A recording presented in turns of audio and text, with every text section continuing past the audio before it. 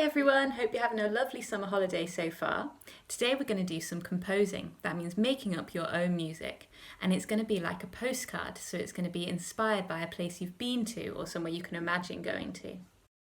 Now, one really famous postcard composition written for a whole orchestra is Dvorak's New World Symphony. It's inspired by the sights and sounds of America.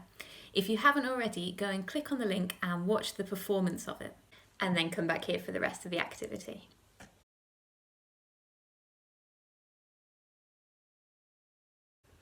Okay, great, hope you enjoyed the video. You might have spotted that there was a solo near the beginning, so there was just one instrument playing the theme by themselves for quite a long time. This instrument is called a cor anglais. It's a bit like an oboe. It's part of the woodwind family, and you make a sound by blowing through the reed. And here is the music that he was playing. This is the theme from the New World Symphony, and we're going to use it as inspiration when we're writing our postcard compositions. Just so you can hear it again, here's me playing the theme on my clarinet, and then why don't you have a go at playing it on your instrument?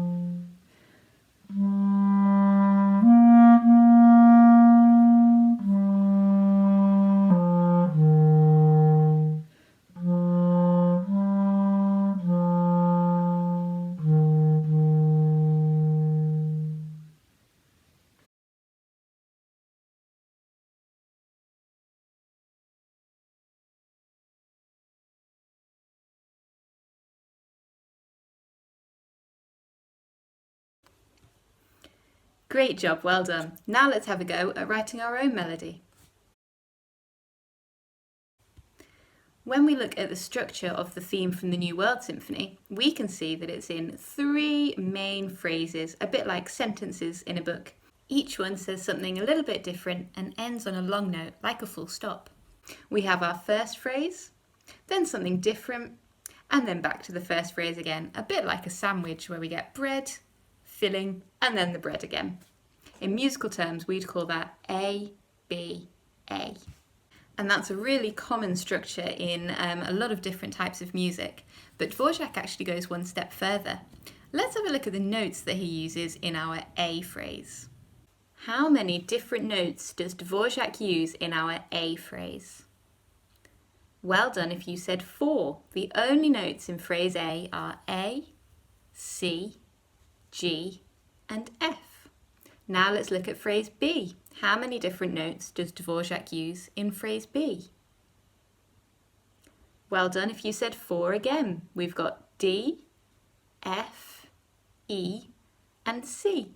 And then our A phrase at the bottom uses just the same notes as the first A phrase.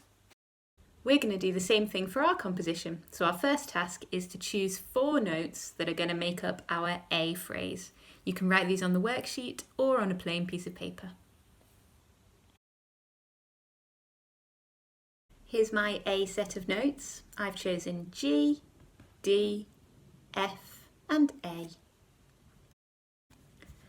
And then we're going to do the same thing for our B phrase, so we need a different set of 4 notes. Dvorak uses some higher notes, so for contrast, I've gone for a high F, high D, high C, and high G. So again, just write down your B notes either on the worksheet or on a plain piece of paper. So now you've got an A set of notes and a B set of notes. Okay, so I'm just starting to write out my phrase A. I'm using my A set of notes, and I've started with D, D, G, A, G. I've used this dotted rhythm just like Dvorak uses in his New World Symphony. I think next I'm going to repeat this bar, but I'm just going to change the ending slightly. I'm going to make my A into a 2-beat note.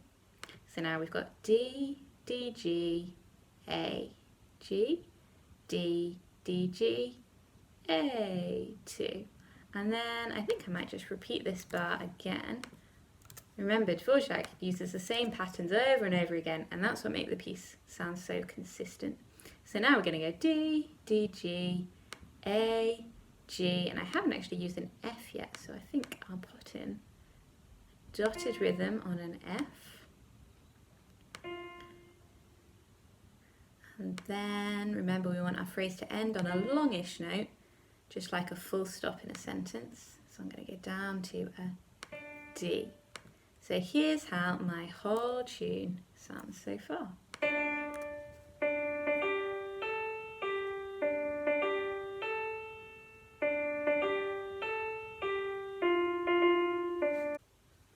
Okay, now it's time for our B phrase. So again, I've used a dotted rhythm, but it's just slightly different. We've got a crotchet first and then our dotted rhythm.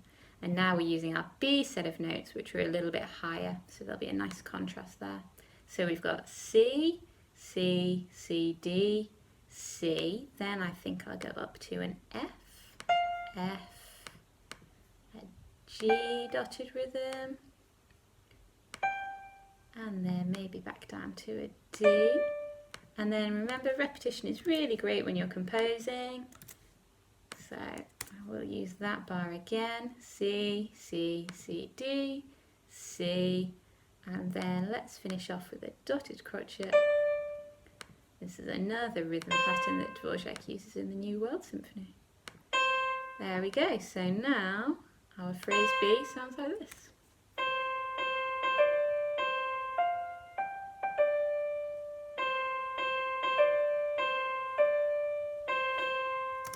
And then, dead easy, our A phrase is just going to get repeated again at the end. So here's our other slice of bread to finish off the sandwich. And there we have it. There's the melody for our composition. Now, I just wrote my melody out really quickly as an example, but you might want to try playing it on your instrument first until you find something that you like the sound of, and then have a go at writing it down. If you're not confident about writing down music notation, just write down the letter names and the rhythms separately. If you're a bit more advanced on your instrument, you might want to think about what time signature you'd like to use, maybe 3/4 or 4/4, and make sure that all of your bars add up to the right number of beats. You could also add in a key signature, so that's adding in, for example, an F sharp or a B flat throughout the whole piece. Then what you could do is think about how long your phrases are going to be. Dvorak uses 4-bar phrases, and that's what I've done as well, but they don't have to be. You might try 6 or even 8 bars in every phrase. Okay, now all that's left to do is to think about where our postcard composition is coming from and how to make it sound like that place. We can do this in lots of different ways. We've got our dynamics, our louds and our quiets. We've got our articulation, whether we're playing something short and spiky or whether it's all smooth and sustained. And then the other thing to think about is the tempo or the speed. Are we going to do something really fast and exciting or really slow and laid back? I've decided that my postcard is going to come from a spooky castle. So I've put in some staccato notes to make everything sound short and spiky. I've put in a pianissimo dynamic to make sure that everything's really quiet, and then suddenly there's just one bar forte really loud. And then my tempo I've decided is going to be quite slow, like I'm creeping through the castle. So that's just my ideas. Why don't you decide where your postcard is coming from and think about what details you can add to the music to make it sound like that place.